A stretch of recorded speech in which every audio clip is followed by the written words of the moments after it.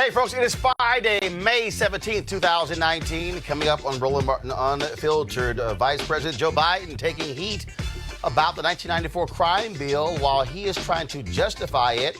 Senator Kamala Harris says it contributed to mass incarceration. Wait until you hear me play for what he had to say about it.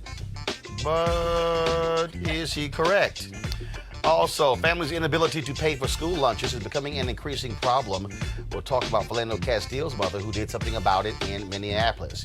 A New York Police Department supervisor, actually a commander, called the death of Eric Garner, who was killed during an arrest for selling loose cigarettes, not a big deal, according to testimony at the departmental trial of the officer who killed Eric Garner. D.C. Mayor Muriel Bowser is not feeling Donald Trump's plans for the 4th of July celebration. The nation's capital, Trump wants to change the whole plans, and he's literally focused on all the minor details. Dude, don't you have bigger things to worry about than the pomp and circumstance of a 4th of July parade and fireworks show that they can do without you and have done without you?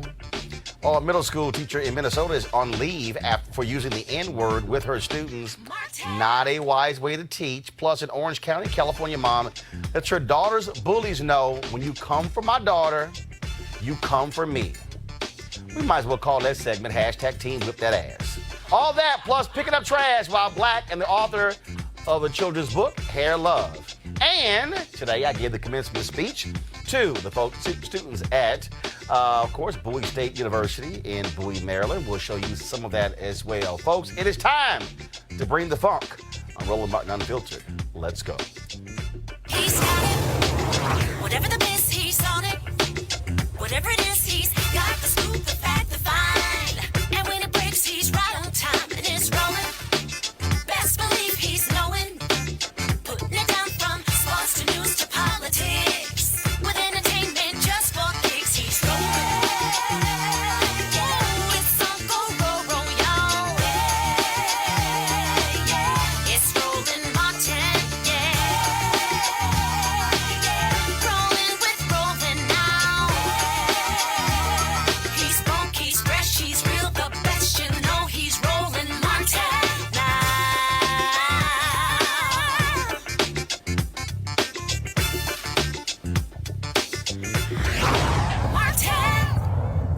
2016, Hillary Clinton got nailed big time by African-American social activists because of her super predators comment, which was in defense of the 1994 crime bill. All the people kept criticizing her and her husband, President Bill Clinton, who signed that into law.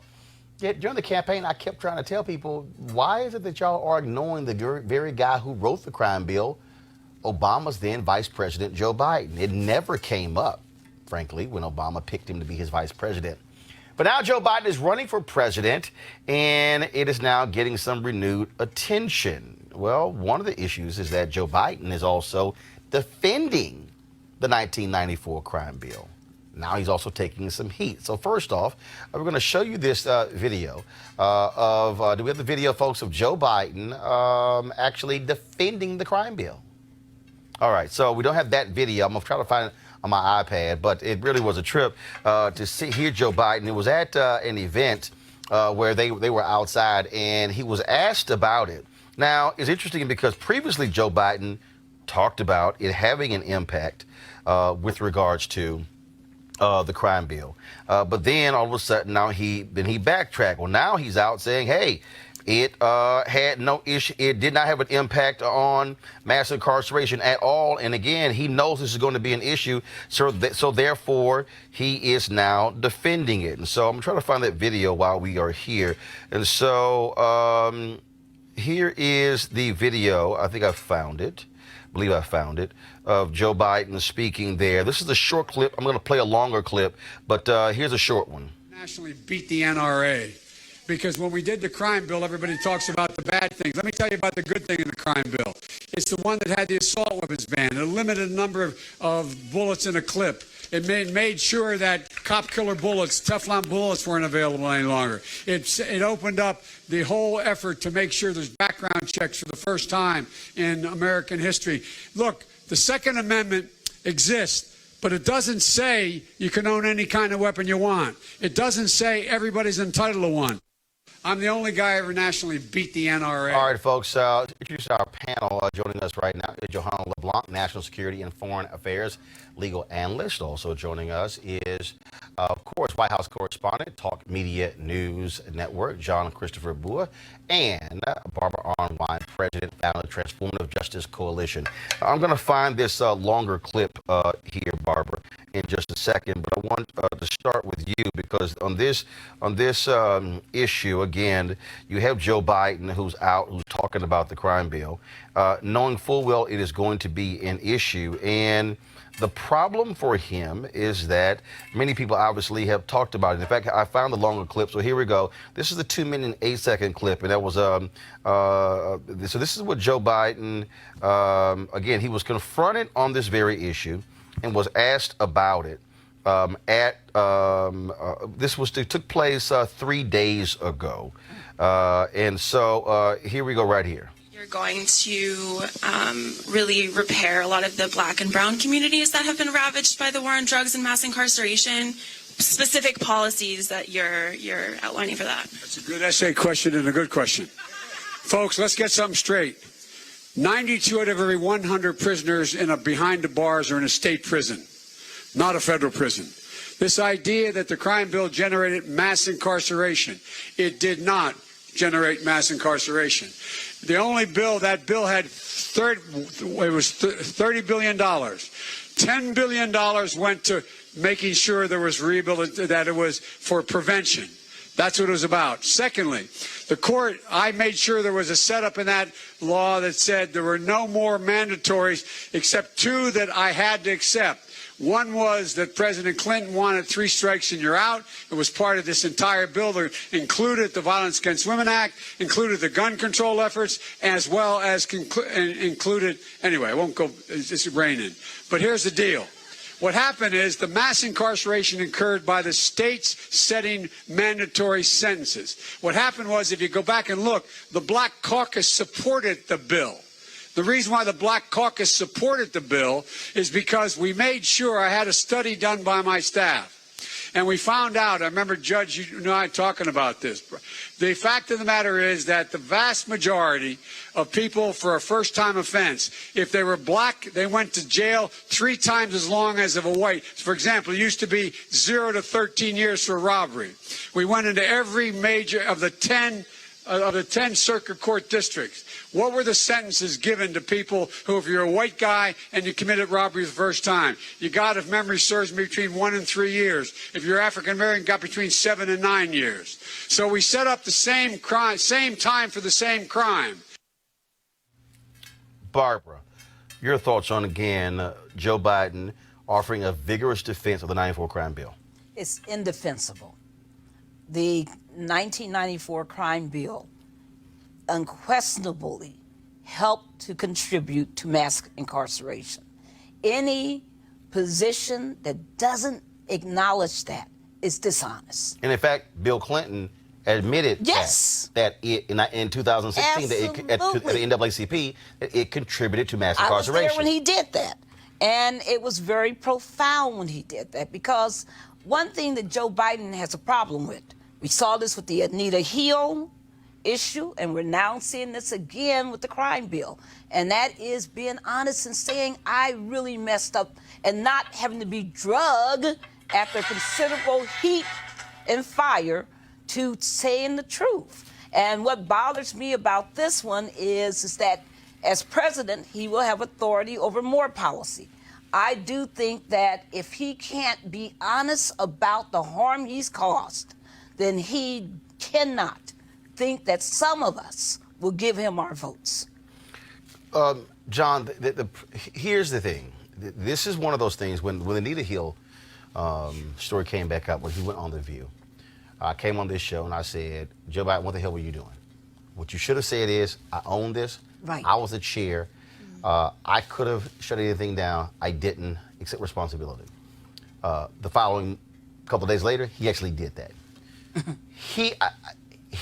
Politicians don't want to admit where they're wrong. This is a bill that Senator Bernie Sanders voted for, but he also criticized it. He said he did not want to vote for it, but because it had issues dealing with violence against women and other measures in it, that's why he voted for it, which is why they put all those things together. But this is one of those deals where if you're Joe Biden, dude, you're not going to win on this one. This is one where you just simply say, here were the things that was good about it. But yes, do the same thing Bill Clinton did, because Bill Clinton learned the lesson. He sparred with a protester. He went back and forth. Hillary Clinton did. Yes. It's one of those things where in politics, guess what? You cut bait, and you go ahead and leave. If he tries to stand on this, it's going to be a problem for him with young African-American voters. No way. The question is, what the hell is he should be do? What the hell should he do? He should look in the mirror, and he should say, maybe what you feel is the right thing is not being perceived as the right thing. Because I don't believe that Joe Biden is anyway a bad person. I believe he really believes that he is not anything but a friend to the African American community. I think that's the problem. He doesn't think that he's done anything wrong. But here's the deal, Johanna. This is not about who's a friend and who isn't. Right. This Well, is it is about because he wants to get elected. No. It's about accountability. What this about Right. is. But if you don't believe it, But here's what it's about. Congress, the death of Lynn Bias, yeah, created these new laws dealing with crack cocaine, dealing with drugs. And Capitol Hill, folks were just shocked and stunned at the #1 draft pick from the University of Maryland, drafted by the Boston Celtics, dies of a drug overdose, and they rushed into it. They did not talk to the experts to think about what were going to be the repercussions. Here you have an opportunity to say, we now see the result of passing bills and then what it led to. You can own up to a mistake, but if you keep trying to defend it, all you're going to do is piss folks off. Yeah, Roland Martin, I couldn't agree with you and my co-panelist anymore on this subject. I think that studies and history tells us that this bill actually did increase incarceration rate for African Americans, in particular black men. And I think that, what Mr. Biden needs to do is essentially just to own up to it and say, you know what, I made a mistake. And as my co-panelist indicated, this is someone who is going to be in charge of foreign policies. Right. If you cannot own up to your mistake, and we get it, people evolve, right? And it's not necessarily an issue, I think, it's not an issue where Mr. Biden intentionally supported or introduced legislation that would have a disproportionate impact on the black community. I think that there is a part of him perhaps wanting to help, and in the implementation of the policy, it ended up being detrimental to the black community. So own it. Say, you know what, this policy has broken up families. It has truly damaged the black community. I'm sorry.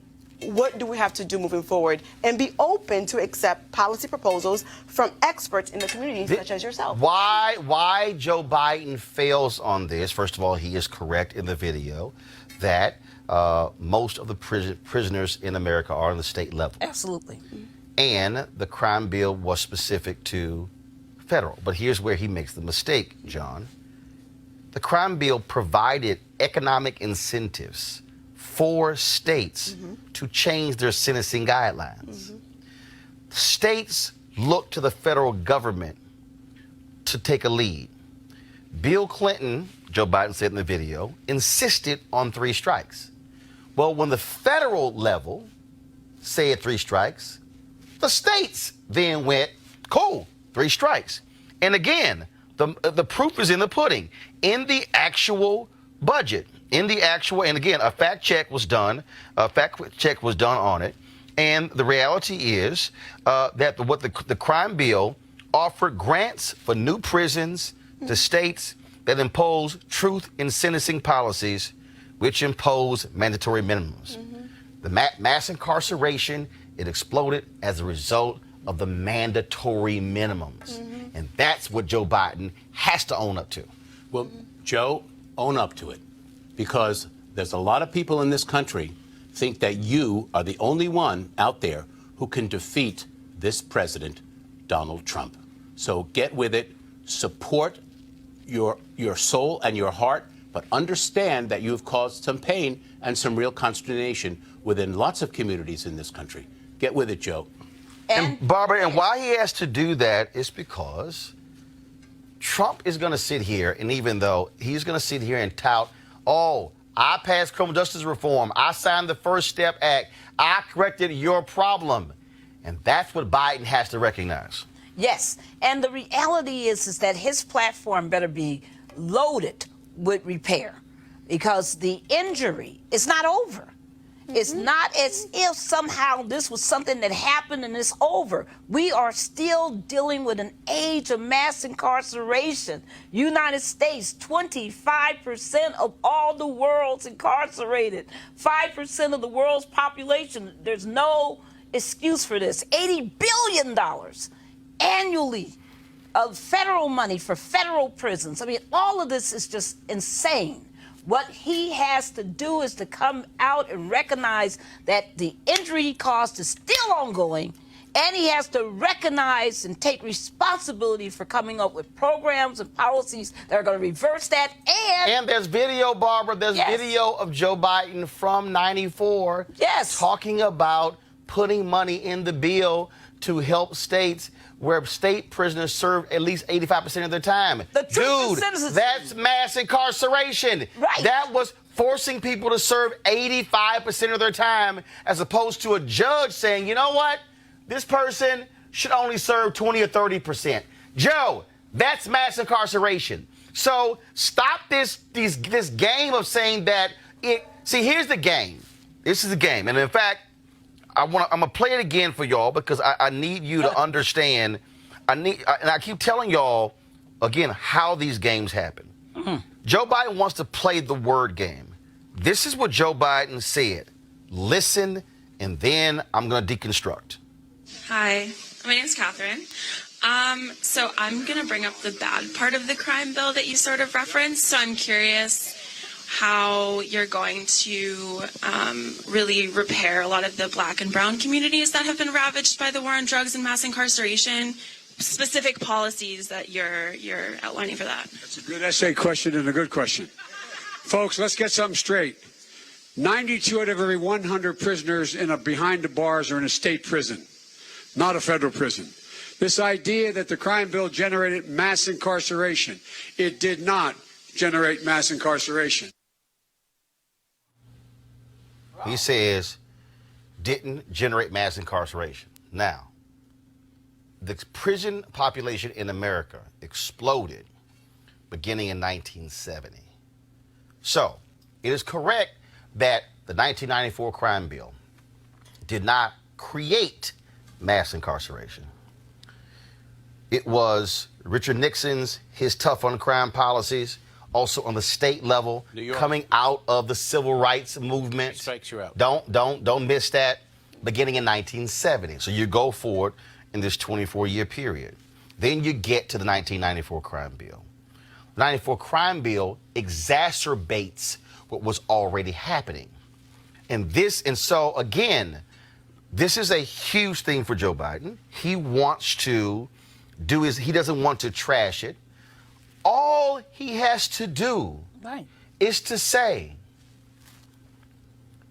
the intentions that we had were this. You were saying this earlier.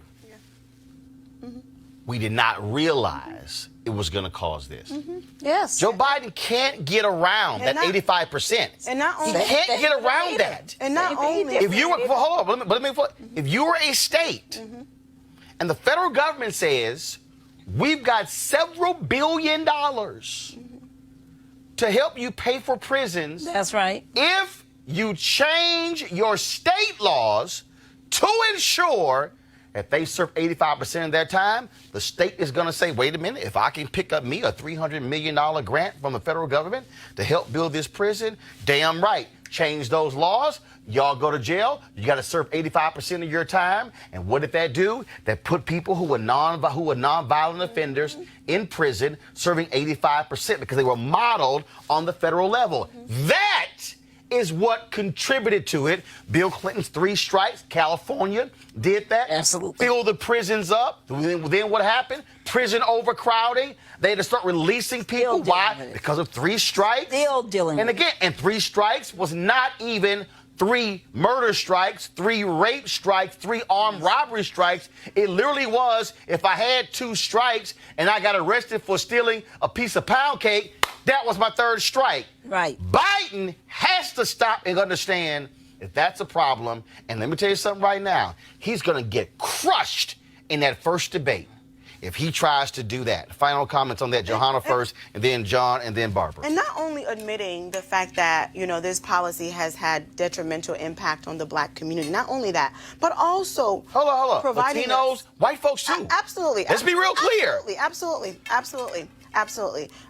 But not only that, but also, proposing a comprehensive legislation to address some of the wrongs that have been done in the past as it relates to incarceration. Absolutely. You have to think about it. Families have been broken apart, right? You have children being raised by single parents because of Biden's policy, right? So I need to know what policies does Biden have in place to ensure that the issue of mass incarceration in America is properly addressed. John. I like that. I think it's a good question. And Mr. Former Vice President, hear that, because people are upset, rightfully so. And if you are the next president and you have a Congress that will support this kind of legislation, now is the time. This problem of the crime bill is ongoing. Vera Institute just released last week a report on the growing mass incarceration of black women, and the total increase in the last number of years. Our communities have been destroyed by this bill. Nothing less than a full I apologize. I take responsibility, and I'm going to do everything in my power to repair it. Nothing short of that is acceptable. Again, he's going to, if he does it, I doubt it. But if he does that again in front of a group of black folks, what's going to happen is he's going to get this. And I'm telling you, when they had that first debate in June, if Joe Biden comes up with that defense, he's going to get jumped on by every single person on that stage, especially Cory Booker, especially especially Harris, especially Elizabeth Warren. So, Joe, I'm just saying, you might be called straight shooter Joe. I wouldn't use that line because, hell, my niece will destroy you on that one. And I guarantee you the other candidates will as well. Folks, we'll talk about what is sick in this nation, is that how you can have Donald Trump and others tout this being the richest nation in the world and all of our vast resources, how we have the most powerful military in the world. So how in the hell do we have 75% of U.S. school districts reporting student meal debt? In Rhode Island, students who hadn't paid for lunches, they got cold meals until a company stepped in and actually paid for it. In New Hampshire, a lunchroom employee, y'all, was fired. Was fired. Ridiculous. For allowing a student to take food and to pay the school back the next day. In Minnesota, one high school attempted to prevent students from attending the graduation ceremony if they had lunch debt. And Philando Castile's mother paid off the school lunch debt for students at Cooper New High School in New Hope, Minnesota. The money was donated last month on behalf of the Philando Castile Relief Foundation. It was around $8,000 or so. What is crazy, John, is we literally are talking about penalizing kids because of school lunch debt? I am an adjunct professor here in Washington, have been for 11 years.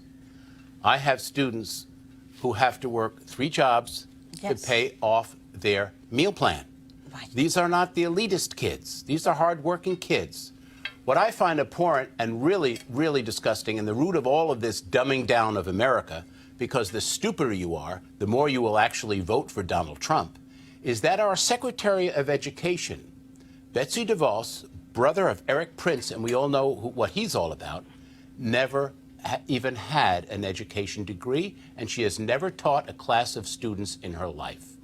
This is a disgrace. This is where we're headed as a country, to shame students. I mean, many kids, as we all know, we travel around, we go all over the place, Roland. Sometimes it's the only meal that these young kids get, is this meal that they're getting in school. How the hell, Johanna, literally, we're not gonna let you graduate because of school lunch debt? It's disgrace. And then in Rhode Island, oh, the hell with that. Here's some cold food. Oh my goodness. You know, You can't think without food in your belly. How callous is that? When I read that story, it literally broke my heart because as someone who came from very humbling beginnings, I had to rely on food stamps to get through, undergrad and such, and high school. And so I understand what it's like to not have money to eat, right? And when you cannot eat, when you don't have a proper meal, you can't focus, you can't think, right? You can't succeed in the classroom. And the fact that America is so rich, right? We have all the resources. This is not an issue about the country not having enough resources to feed these children. It's about people just don't care about poor people anymore in this country. Where's the humanity, right? I mean, these kids, we have the resources to ensure every child in America has a hot meal before class starts, right? And we're not doing that, and it's heartbreaking. Well, it puts the lie to this. It really puts the lie to this whole mythology that we got this great economy, when in reality, hunger has gone up in this country. In reality, poverty has gone up in this country. In reality, the jobs, the quote unemployment, the jobs people are working aren't paying enough. Mm-hmm. That's why parents can't pay for their children to eat at school, because we're not giving them the quality jobs that pay them the kind of money that they can have the ability to feed their own families. Yeah. This is the tragedy of America. And when we, I just think that we got to really be very clear that this vulture capitalism economy that we live in right now is just siphoning off everybody's ability to succeed. So it's very, very, very important that we come up with other measures to, instead of punishing children, punishing the children, that we come up with other measures that allow people to eat, be fed, and to be able to go to school. Now, let me tell you, Roland, I was one of those kids, too, who had to hide out in the library during lunchtime because I didn't have the money to buy lunch. And I'm very, very lucky that I got through all of that. But it's wrong. It's wrong, and a lot of people don't. And also, this is also a country that actually pays farmers not to grow food. Right, isn't that something? Right, that makes no sense whatsoever. All right, folks, let's go to New York, of course, where Danielle Pantaleo, the officer who killed Eric Garner, is facing a New York Police Department hearing. Here's what is stunning. A New York Police Department commander called the death of Eric Garner not a big deal, according to testimony at the trial of Pantaleo, who's the one who applied the deadly chokehold. Now, after Pantaleo choked Garner from behind and before three other officers tackled him, Sergeant Danon Samanov told Lieutenant Christopher Brandon in a text message that Garner, quote, was most likely DOA. He has no pulse. That's according to evidence presented on Thursday. The Staten Island Advance and New York Times both reported, and that's when Lieutenant Brandon responded, not a big deal. We were effecting a lawful arrest. When the text messages were read out loud, the courtroom audience was stunned. First of all, I'm not stunned at all, Barbara, because the reality is there's a callous disregard for life. Officers also know that they're not going to get in trouble. They know that they're not going to be disciplined. Eric Garner was murdered 4 years ago, and it is now that Pantaleo is facing this hearing. He's not facing murder charges. He's not facing a trial. He literally is facing a hearing as to whether or not he should keep his job. It is a disciplinary hearing of the NYPD. And the only person who was punished was the gentleman who took the video. Who went to prison. Went to prison. Who took the video of the killing of Eric Garner. To Glenn Carr and all the family members, I am so sorry that you're having to go through this, because this is just wrong. The bottom line is that Black Lives Matter. Say her name when you talk about the black women who have been killed by police. The bottom line is that when we read no big deal, that's why we say Black Lives Matters. That's why we have to, fight for accountability by the police. Pantaleo needs to go. He needs to be in jail. He doesn't even. This just is beyond me that we are at this point. And this lieutenant, he needs to be disciplined, because anybody who's in a command position who has that kind of devaluation of black lives has no business being on the street, has no business being in command. John. I'm going to sound like Bill Clinton. I feel the pain. I grew up in New York City. I grew up a mile away from Donald Trump in Queens. Okay? I know him as a young man. He was a fraud then, and he's a fraud now.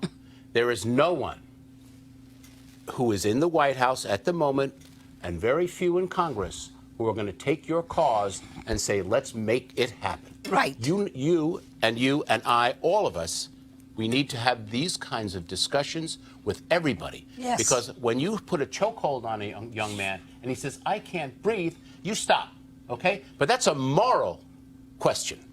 And we are not, this country, I tweeted out before some unbelievable thing that Trump put up, and I wrote, Lincoln wept. JFK wept. Ike wept. MLK wept. Robert Kennedy wept. Okay? This is what we're talking about. You know, the shortest verse in the Bible is Jesus wept. This is what we need to talk about, because we have to pull together as a country and make sure that we get rid of the tyrant and make sure that Putin, I'm sorry, is literally running the show. But it goes beyond. It goes beyond in Trump and Putin. What this really goes to on a very we have no country, Mark. No. What this goes to on a small level, Johanna, is very simple. Yep. You have to change the contracts of police unions, because here's the problem. Yes. The problem is the contracts, and what they do is they literally hold a gun to the head of legislators in San Antonio. San Antonio wanted to put in additional measures to protect citizens. The union said, oh, okay, fine. You want that? Well, then you must add pay increases in every single year. They said, wait. What the hell do I got to do with pay increase? They literally were saying, oh, we will only agree to that if you add pay increases. In cities all across the country, they fight in collective bargaining. They fight the inclusion in the union contracts to have to deal with guys like this. I have said for the longest, if you're a police officer and you turn your body camera off, automatic firing. Right. If you turn your dash cam video, if you turn the audio off, automatic firing. If you lie on a police report, automatic firing. They don't want that, because what they know is a police officer can lie, can make it up, and they will get protected by the department, protected by district attorneys, and protected by judges. And I think the issue is obviously lack of accountability, right? And also another greater issue outside of the gentleman who died is that, when you have people in leadership with that kind of mindset, it translates into policies, right, that will have a direct impact. Like there's nothing wrong on individuals, right? So we have to be mindful of, how we pick our mayors, because the mayor oversees the police department and appoints the police chief. So all of these things. Well, and a strong mayor form of government, a city manager form of government, city manager appoints it. But go ahead. Okay, all of it is interconnected, right? Yeah. So we have to take control. We have to hold these folks accountable for their actions, because the comment that this officer made, no big deal. It's not the first. Right. I mean, it's maybe they say worse than that. Well, first of all, we saw what happened in Baltimore with Freddie Gray, where to this day you still it's sort of as Freddie just killed himself,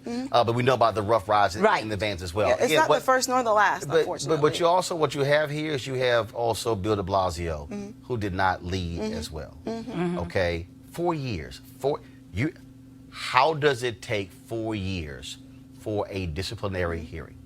4 years? Are you serious? I mean, What? We had to go find witnesses. We had to go talk to some people. But again, that's the dragging out, and hopefully people also forget about it. And this officer should be fired for making this comment. Well, period. yeah, but This we person know has to that's not. period. Well, first of all, okay, And the guy wasn't fired for choking somebody to death. Right, he needs to be But then fired. definitely with the Still. comment. Folks, let's talk about again, I do get sick and tired of talking about him, but every 4th of July, there's this huge fireworks display here in the nation's capital. And of course, Donald Trump wants to make it all about him. He literally is ordering the moving of the fireworks show from the National Mall and to a barge or an area near where he wants to speak. He wants to speak in front of the Lincoln Memorial. Okay, so he wants to change it. And in fact, the newspapers are reporting that he is so engaged in the minutia of this. Now, y'all, look, this has been going on for years, okay? This thing is so etched in stone. They know exactly where it's going to be. They know the routes. They know where people are going to sit, the traffic route, all those different things. But now Trump wants to completely upend this entire deal because he wants to make this about a spectacle about him. Why? Because we went to the day of Bastille. What happened there? Bastille Day. He saw, oh my God, all of this pageantry, and I want one of these. So he came back in here and ordered, we're going to have a grand military parade. He literally wants, speaking of Putin, he wants what Putin does, what Russia has always done, what North Korea does. He wants the big military display. He wants to see tanks rolling down the streets. He wants to see the missile launchers rolling down. He wants to see thousands of troops. Well, when of course they showed him the cost, how much money it was going to cost, and he nixed that. But now he's trying to flip the big 4th of July celebration into his own little patriotic party. Well, Washington, D.C. Mayor Muriel Bowser is not too happy. This is what she said to the Washington Post, quote, "The president can speak at any event that he wants to speak at, and my great hope would be that he recognizes that the event is a unifying event that celebrates the birthday of our nation." The problem with this, John, is this ain't about you. It's not about you. And they have a system. It is in place. Literally, they can walk in there and do this here. Okay, that's the plan. We've used it for the last 15 years. No, he now wants to change everything. And normally what happens is, for this celebration, because presidents care about the public, presidents don't attend it. Because they know when the president attends something, it totally changes security. No, he doesn't give a damn about the hundreds of thousands who come into D.C. to watch the fireworks show. No, he wants a big old party where Donald Trump is the man standing in front of Lincoln Memorial. And frankly, I think if he does that, Abe is going to get off that damn chair and give him a swift kick in his ass. Your thoughts on Mr. I want a big party for myself? Well, as you said, if the president is included in this 4th of July festivity, there will be heightened security, which would, in essence, take away from the joy and all the fun that citizens usually. No. It changes everything. It changes traffic patterns. Absolutely. Absolutely. Everybody has to get now checked. Absolutely. It changes bags. Absolutely. People come in with their food and their drink, and they sit with their. It changes everything, and he is so arrogant that he can't even go, you know what? I don't want to inconvenience the American public. I'm going to keep my butt at the White House and watch it from the balcony. Yeah, so it'll change it for the American public and other people who are interested in the 4th of July celebration. So I think that the president should definitely reconsider his position and think about the American people to see whether or not this will really impact their ability to really enjoy 4th of July. John, the narcissist, is all about him. It's not Red Square. This is not Nuremberg rallies, Mr. President. You are not the dictator. Soon you will find out how much you are not the dictator. And you know, Muriel Bowser, you stopped him from the last time he got these highfalutin concepts when you realized that tanks going down Pennsylvania Avenue was something you're going to have to repair as the chief executive. It's going to destroy the streets. The streets were not built to carry tanks. You want to do that? Go to Pyongyang or go to Red Square in Moscow. Well, you know, and maybe you will. Maybe Putin will invite you over. You could stay for a few years. He is a fascist, narcissist.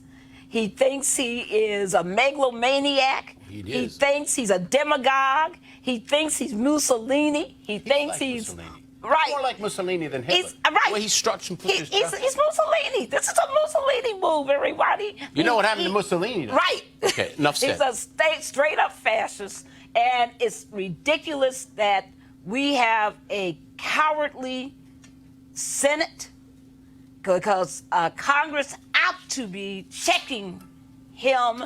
Muriel Bowser, thank you, but that's really Congress needs to be reining this guy in. That's where the impeachment comes in, and Yes. we'll see if enough Yes. information is given up in the next couple of weeks. Mnuchin decided he would thwart that giving up the taxes today. There's the fight over the Mueller report. Roland, you know, one after the other after the other. Yes. The fact is, people are calling for the impeachment. Why? Well, you're not going to win the House again, or the Senate wouldn't approve it. The fact is, that is the only way, Doctor, that the information will get out. And I believe live, TV, televised impeachment hearings work. They work. Look what happened to Nixon. Well, he had to resign. They're imperative. Yeah, but again, the bottom line is They're he imperative. wants a big ass party and he shouldn't get it. All right, for some. I'm not going. I'm going to. Well, I don't go anyway because I read Frederick Douglass. It's What would the ridiculous. Slayer think about the 4th of July on that particular Hey, day? hey. So I celebrate Juneteenth. All right, y'all, gotta go to a break. We'll be back on Roland Martin Unfiltered in just a moment. You want to check out Roland Martin Unfiltered? YouTube.com/Roland S. Martin. And subscribe to our YouTube channel. There's only one daily digital show out here that keeps it black and keep it real. It's Roland Martin Unfiltered. See that name right there? Roland Martin Unfiltered. Like, share, and subscribe to our YouTube channel. That's YouTube.com/Roland S. Martin. And don't forget to turn on your notifications so when we go live, you'll know it. Martin. All right, fam, I invited you to come out swinging and join me for a day of golf at the University for Parents Golf Tournament on Saturday, June 22nd in Southwest Atlanta's Wolf Creek Golf Course. It's a golf tournament with a purpose, a fundraiser for the University for Parents, a program designed to empower parent learners through education, inspiration, and support. It's all a part of Susan Taylor's National Cares Mentoring Movement. Now, when you empower the parents, you empower the children as well. Location of the tournament is 3000 Union Road, and the shotgun start time is 9 a.m. To register, go to www.u4parents.org, letter U for parents.org. For more information, be sure to call 770-316-3487, 770-316-3487. I certainly hope to see you there. All right, folks, it's time for another edition for Crazy Ass White People. No charcoal grills are allowed. I'm white. I got you, Carl. Illegally selling water without a permit On my property. Whoa! Hey! You don't live here. I'm uncomfortable. All right, y'all. A Minnesota teacher has been placed on leave after a video showing her using a racial slur while speaking to middle school students went viral. St. Paul Public School Superintendent Joe Gothard promised in a statement to take aggressive action after video was posted online of teacher Wendy Brulowski using the N-word at Highland Park Middle School. The video we found has censored her use of the word. Check it out. On the room, and they just pick on them. Well, because they're black, and they're the only doing any work. I know. I'm sorry. No. That's what you've been saying. That's it. She's repeating what you're saying. But I'm sorry. I'm sorry. I don't feel sorry for Wendy. Y'all know Wendy gonna lose her job, and I keep telling y'all. He needs to.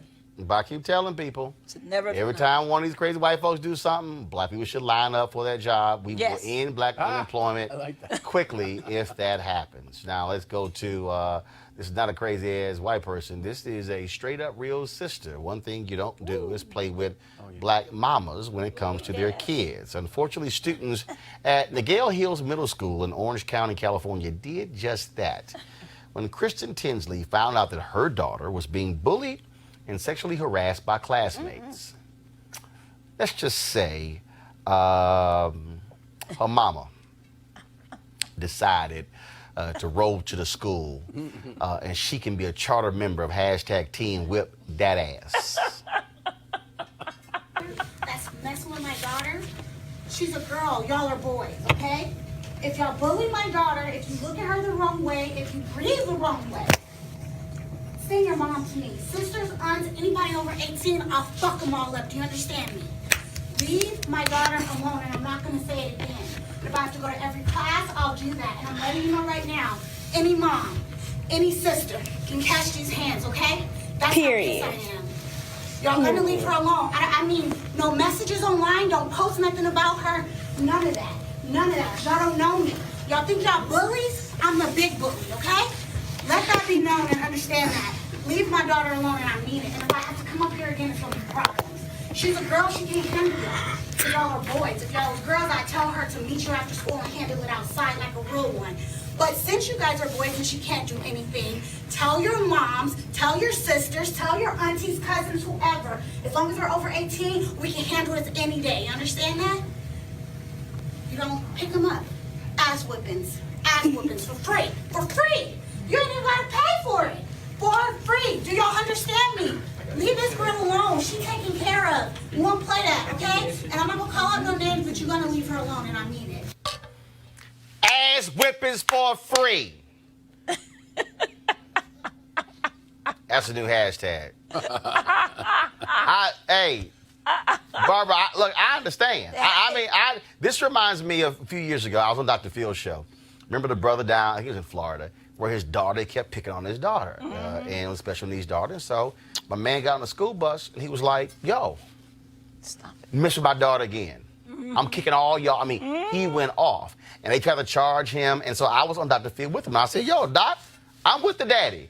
The daddy was like, you mess with my daughter, you mess with me. I'm with, Mom said, y'all gonna catch these hands. I'm with Mom. I'm with her. It's called BMWA, Black Mama Whipping Ass. You don't mess with a black mama. You don't mess with their children. You don't do this mess. I mean, the bottom line is she put it on the line. She did not threaten the kids now. Yeah. She was very clear. And what I love is her essential... No, she threatened the kids. But her essential analysis is that this mess starts at the house. Because she said, send the 18-year and over folks to me. Send your aunts, your moms. Send them, because she knows that's where it starts. She knows that they're coming from households where people are talking the N-word, where they're making fun of black folks, where they're denigrating our lives, and she was right to put it where it belongs. John, this is where you walk in, and this is where you take matters in your own hand, and you send a message to the kids. In fact, if that's my kid, I'm saying point them out. Point them out. I'm telling you right now, if it's my kid, I'm going to say point them out. And then I'm going to sit there after school, and I'm waiting with their little ass when their parents roll up. And I'm rolling up on parents. I'm like, you know what? Your punk-ass son is a bully. That's what I'm doing. Let me tell you something. My mother did the same. My mother did the same thing. I did, too. When I got bullied as a little kid. And if my brother wasn't around, who was 8 years older than me, who would stand there in the schoolyard and scare them all to death, my mother would go in. Not only would she go into the kids, she'd go into the teacher. And she said, you're picking on my son. He's coming home and crying. You're calling him names. She said, I will take care of you. You know what? Black mamas and white mamas unite for their children, because this is the most crucial thing you have. This is what you give to the world, and this is what you want to make sure the world respects. And but racial harassing. Yeah, I applaud this mother for taking the approach that she took. Of course it was. Because as we know, bullying leads to low self-esteem and sometimes even death, right? Yeah, the kids out there who actually committed suicide. Exactly. Absolutely. Bullying is a real issue that impacts children all across this nation, all across the world every day. Suicide. So yes, absolutely. So I applaud the mother for taking this approach, even though I probably would have done it a bit different because I'm looking at it from a legal perspective. You know? Why? You a lawyer? I'm looking from a legal perspective. Why, you a lawyer? Yeah. So, yeah. Why? Well, I mean, you have to look at the legal aspect of What's it, right? the legal aspect? No, wait. What's the legal aspect? The fact that she's threatening folks, you're not supposed to threaten anyone, right? And? It's illegal. Arrest me. Right. Look, the reason I get it. Look, I'm telling you, when I was in middle school, there was some kids who were on the bus, and they were sitting there horsing around, and then one of the young women, so a guy, he grabbed her shirt, and then her breast got exposed. And so it was a dude who was dark skinned named Roland. So they were like, Roland did. I'm like, yo, I wasn't even sitting here back there with y'all crazy fools. So these cats wanted to fight me and my brother. So my dad came to the middle school and he got on. So he came to the middle school, got on the bus, Sat there. did the same thing she said. He said, let me tell all y'all something right now. Not a single one of y'all gonna touch either one of my sons. Yeah, I just hope that. And so then one of the dudes on the bus pulls a knife out. My dad was like, give me that goddamn knife. And Tex, I was saying, you gonna pull a knife on me? He said, geez, I'm telling all y'all right now, one of y'all touch one of my sons, y'all dealing with me. We have no issues for the rest of junior high school and no issues in high school. Yeah. Because the deal is, look, you had we've had the young kid, the young boy, 10 years old in Houston, who committed suicide because of bullying. Absolutely, a young yeah. girl. It's a You serious literally issue. have kids who are Yeah. killing themselves. No, there's no doubt and the about fact that. The mama also said, and don't y'all say Jack online. Yeah. Oh, I love that. Yeah. Because there are a lot. Yes. Because a lot of Yes. the difference between All day long. old school and today Yeah. is that bullying may have stopped when you left school. Yeah. Yeah. Now they are bullying them on social media as well. Yes. So All your it is. classmates get that same message. Yeah, absolutely. Yeah. Johanna, go ahead. It is my hope that the mother does not have to resort to violence in an effort to ensure that her child is safe from bullying. I hope that the kids get the message and the person who's actually abusing her child at school gets the message and this behavior. Oh no, they got the message. They got the message. Y'all don't want these hands. Right, right. Well, let's hope you don't have to. Hey, guess what? I advise y'all get y'all kids in check. Hashtag team whip that ass. All y'all, a white police officer in Colorado has been placed on leave after detaining a black man for picking up trash in front of his home. Actually, but no. He was initially placed on leave. Now he is quitting the force. Y'all remember this video? Go ahead and play the video. This took place a couple months ago. The encounter began when the officer was patrolling a residential area that is considered private property and asked the man if he belonged there. Well, the man was cooperative and even gave the officer his school ID. He asked the man to sit down and put down his weapon, which was a trash clamp. Well, guess what? That officer... he is now saying, you know what? I'm good. It's time for me to go. That's called, I'm going to get fired, so let me go ahead and bounce anyway. And so that's what we have there. So, yeah, again, another job opening. Another job opening. Another job opening. But here's the problem. Don't be surprised if he's able to get a job in a neighboring city, which is also part of the problem. All right, folks, you probably heard about the children's book, Hair Love, that tells the story of a black father learning to do his daughter's hair. Now, you really need to get this book for your kids. It's a pretty funny book. Author Matthew Cherry, who's also a former NFL player, who's turned movie director and author, he sat down with me, along with illustrator Vashti Harrison, to talk about the book. Check out our conversation. All right, folks, we're joined by, of course, Matthew Cherry, Vashti Harrison. First of all, Vashti, really? Black people know Vashti McKenzie, Bishop Vashti McKenzie. You know, all these Vashtis we know. my mom is Trinidadian, and in Trinidad they say Got it. See, Yeah. they say Vashti. exactly. They say Vashti. Now, when they hopped across that pond, it was like you come to America like Vashti. Exactly. And black people draw it out. Vashti. So when y'all on the road, how often do you hear Vashti? I hear lots of different things, but Vashti is pretty common. Yeah, I probably call there 3 different versions myself. So how did this book originate? You know, I had this idea to do a animated short film, of a dad trying to figure out how to do his daughter's hair for the first time, and the hair ends up having a mind of its own. Which is real life. Which is real life. I remember seeing all these viral videos of dads, just like playing with their daughters, like playing with them or doing their hair. And, it was kind of like a double-edged sword because obviously it was really great that these videos were going viral. But also I was like, probably a reason why this is happening is because people aren't used to seeing it. Right. I think there are a lot of misconceptions and stereotypes that we're not involved in our kids' lives, let alone doing like these small, menial domestic tasks with our kids. And, I just thought it'd be a great opportunity to kind of show that we are in our kids' lives and try to, break some of these negative images that we have of ourselves. And then you got involved. How? Yeah. Yeah, that's right. So he launched the Kickstarter campaign and reached out to me to create some kind of art so that people would have an idea of what the movie was. And you had previously done children's books? Yeah, exactly. So I write and illustrate children's books, and I also do illustrations here and there for visual development work. And so that's what he was looking for. And I think it was during the process of the Kickstarter campaign that people had suggested and he had the idea that we should produce it as a picture book. Now, I'm not technically involved in the movie, but when the book got picked up by Coquila Books, they reached out to me to ask me if I would consider illustrating the book. So it didn't have to be me, but it worked out that it was. So you did a crowdfund. Yeah. And how much did you raise?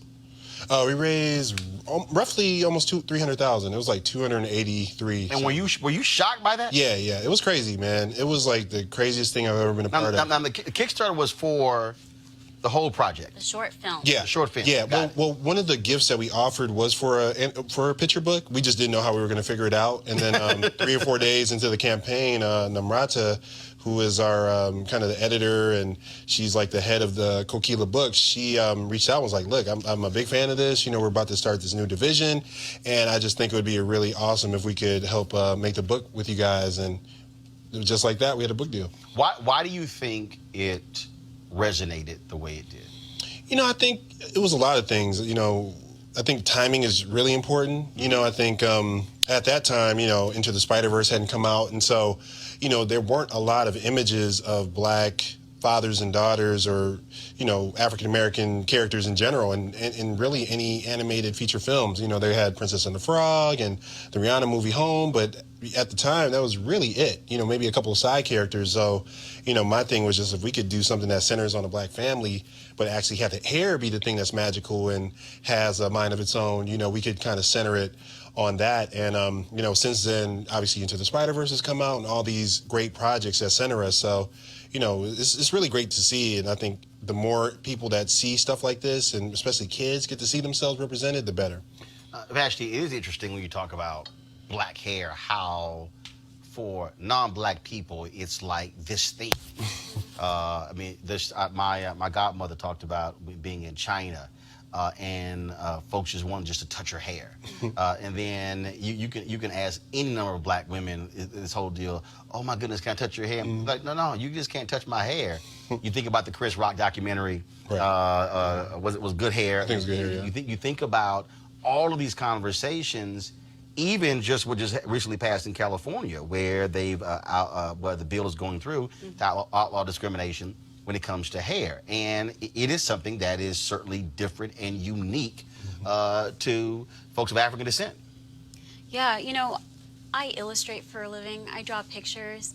I don't have the biggest platform, but I feel like with what I do, I can help normalize these things, normalize and create beauty and, you know, infuse a little bit of magic into the everyday life. So, you know, I make books for kids and I want to encourage them to know that there's nothing wrong with the hair that comes out of your head. You can wear it however you like, and sometimes it can be magical. Because there are going to be influences from outside that are going to, you know, challenge everything that we do. But you know, if we can help them feel better about themselves from the ground up when they're that little, I think, you know, that's just one way to start. But I also think it's accepting what is normal. Right. I think back to a number of years ago, Earl Graves, of course, founded Black Enterprise, caused this huge stir when he made it clear. He said, you want to intern with Black Enterprise, you can't have dreads. His whole deal was, this is the standard in corporate America. This is in terms to understand that standard. Look, when it comes to dress, when it comes to suits and ties and look, and so we're going to train you for that.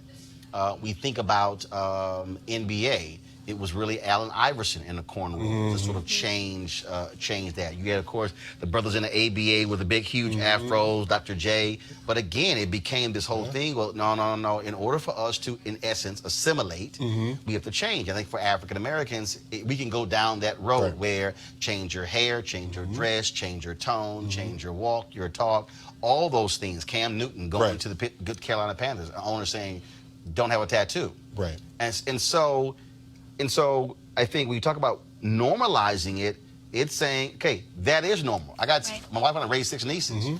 Hell, I've seen this constantly. Right. Matter of fact, I was with my nieces a month ago.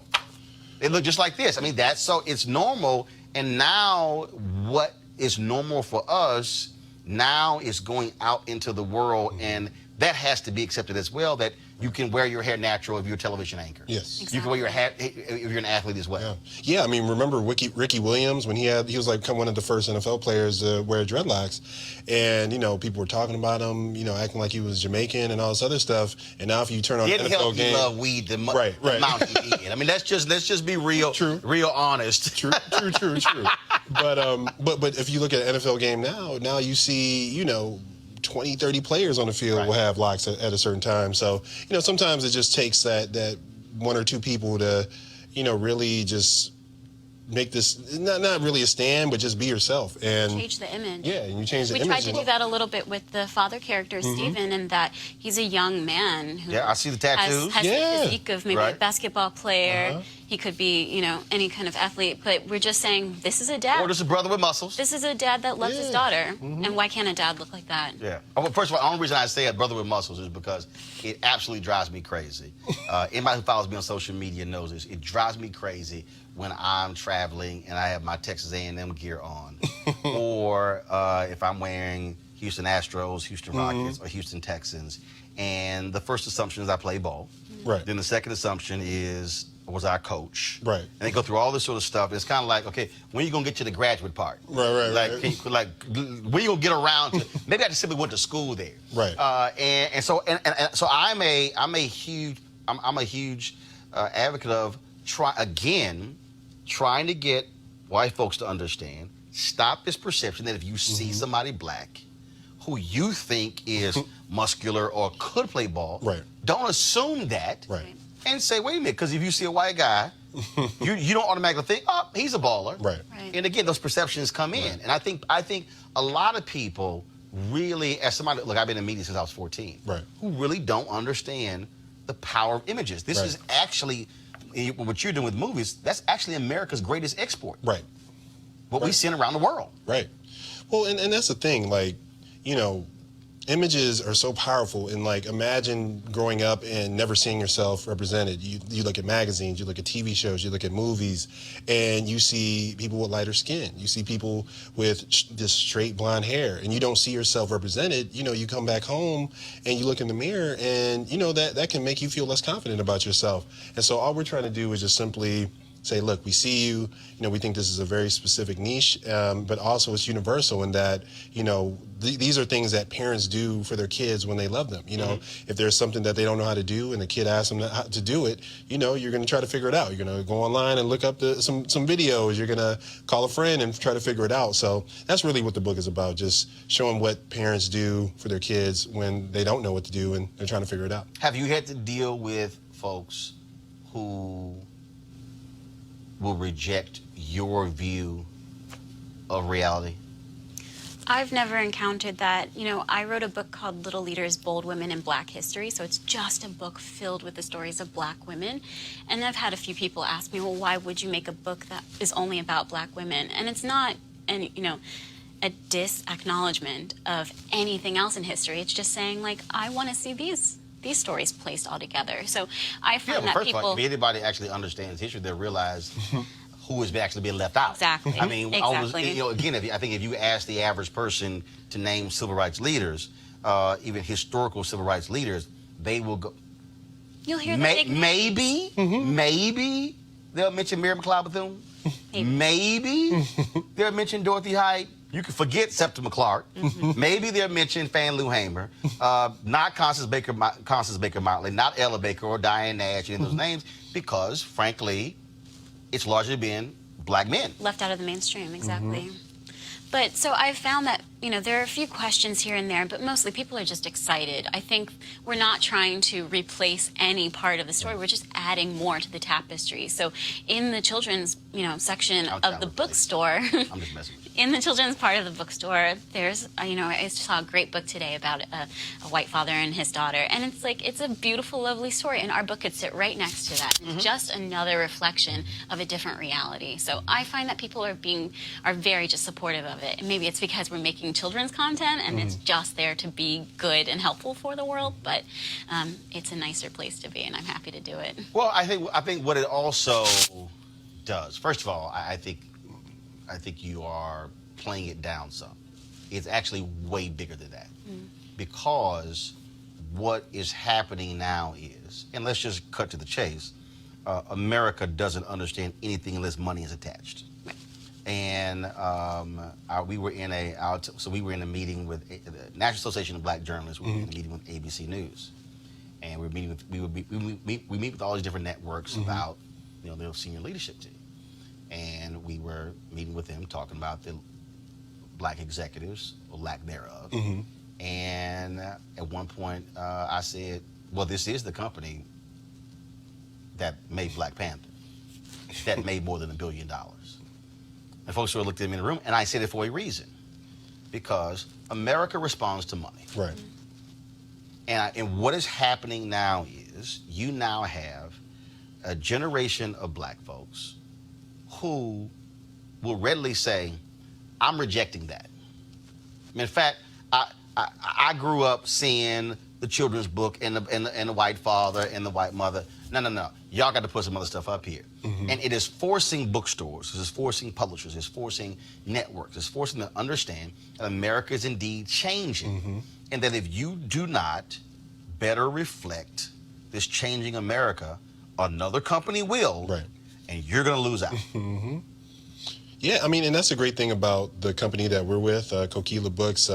Namrata, she is just really focused. It's a division of Penguin Random House, and it just focuses specifically on, POC authors and people telling their stories. So our book came out on Tuesday. There was another book that came out called My Poppy Has a Motorcycle that speaks to, the Mexican-American experience. And, there's a book coming out later about the Filipino-American experience. And so, these are all just like really these underserved communities, and it's such a niche. And we're just so excited to be a part of this family and to be the first book that comes out under that division. How much is the book? Where's that? How much is it? How much is it? I believe at $16.99 in stores and like $10.99 if you get it on Kindle. Yeah, they looking like, I don't know. No, I mean, like, just buy the book. I just looked I at think it. it's different in different stores. Yeah. So we're not sure. But. Okay. Yeah. All right, again, folks, the book is called Hair Love. Yes. Matthew Cherry, illustrated by Vashti Harrison. Check it out and get it today. Sweet. We appreciate it. Thanks a lot. Thank you Thanks so for having much. us. All right, fam. Shout out to First Baptist Church of Glen Arden. They recently calm down, Barbara. That's my church. Okay, all right. Are you tithe? All right. Oh, her ass got real. Y'all saw her quiet. She got. No, I hit her with do your tithe. Yeah. Okay, all right, you do? Yes, of course I do. Okay, let me text. I'm a church member. Yeah. Let me text Pastor Jenkins. Do. Oh, no. Let me text. He knows me. Yes. Let me He text. knows me. Let me text Pastor Jenkins, who is the senior pastor. Right. We find out if you actually tithe or you give offerings. No. Anyway, y'all. The First Baptist Church of Glen Arden in Upper Marlboro, Maryland, they gave out 4 cars, and so this one woman, Marilyn Lacey, boy, she was happy. It's beautiful. Beautiful. Where in the hell's the video? What? Really, Jackie? Let me explain something. No, let me explain something to y'all. We sat in the office before the show, 3 hours before the show, and Jackie was begging me to include this in the show, like begging me to include this in the show. And she was like, it's a 4-minute. I said, we are not going to play the whole 4-minute video. We're going to play 45 seconds, okay? Oh, they were all excited. We play 45 seconds. Now, I actually do the story. I actually go ahead and do the story, and the damn video not even ready. I literally had to stretch longer than what the video is. Now, what I don't understand is how it was in the show. And in fact, we normally end at 7. It's 7:08, and so you now talking about extra time, and the video wasn't ready. So where's the video? It ain't there. It's too bad. It's beautiful. Well, roll it! Marilyn Lacey.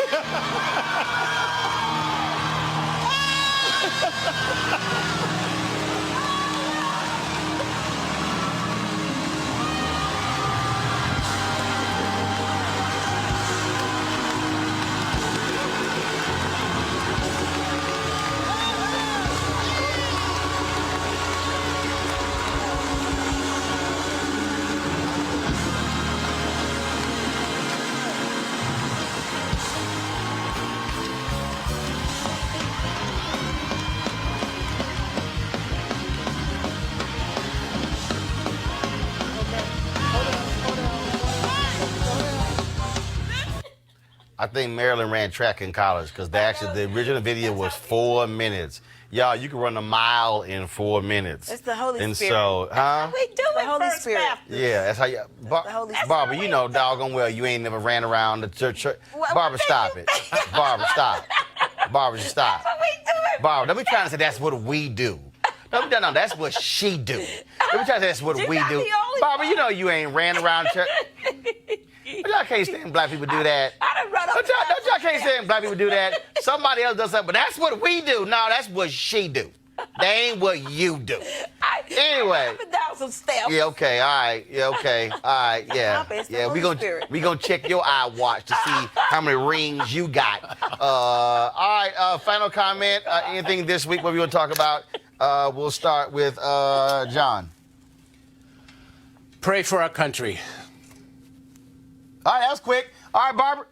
Definitely read the Vera Institute report on women in incarceration in jails. LeBlanc, what you got? The fact of the matter is, our nation is being faced with some challenges, economic, politically, and socially. So we have to rally ourselves and get educated on the various issues and act accordingly. Don't make decisions based on ignorance. Make decisions based on what you've learned and get the facts straight. So. All right, folks. Well, we appreciate that. Thank you so very much for joining me. Don't forget to support Roland Martin Unfiltered by going to RolandMartinUnfiltered.com, join our Bring the Funk fan club, and we're gonna roll our credits. But also, don't forget that if you don't see your name, let us know. So beginning on because we're emailing everybody the promo code where you have a discount. And so on Monday, actually next week, I'll tell you about some products we're gonna have on sale where you can utilize your discount to actually get that. And also after this, so again, join the fan club. The only way you get the discount if you become a member of the fan club. You can use Cash App, PayPal, or even Square. Now, after this show, we're going to end this live stream. I'm going to actually play for you my commencement speech earlier to the graduates of Bowie State. And so trust me, you're going to enjoy that. Y'all know I don't do regular commencement speeches. I'm an irregular commencement speaker. And so this was the 17th commencement I've given, 15 of those at HBCUs. And so I definitely think you're going to enjoy it. The graduates definitely enjoyed it. Many of them told me that when I shook their hands, they crossed the stage with getting their degrees. And so we're going to stream that for you right after. Shout out to Dr. Bro, of course, who is she brought commencement back to the campus for the last 6 years. It was held on the campus of University of Maryland. The alumni, they really wanted to have graduation back on their campus. So for the first time this year in 6 years, graduation at Bowie State was held on the Bowie State campus. Of course, it's the oldest HBCU in the state of Maryland. So, all right, folks, I got to go. I will see you guys Monday from Palm Desert, California, site of Anthony Anderson's third annual Celebrity Golf Classic. And so we'll have sights and sounds from there as well. So you be sure to have a great weekend. Holla!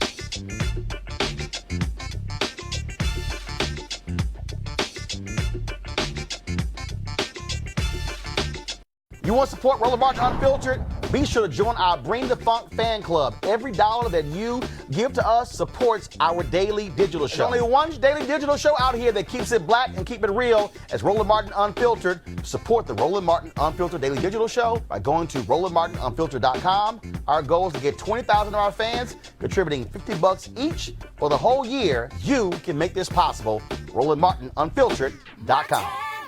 You want to check out Roland Martin Unfiltered? YouTube.com/Roland S. Martin. And subscribe to our YouTube channel. There's only one daily digital show out here that keeps it black and keep it real. It's Roland Martin Unfiltered. See that name right there?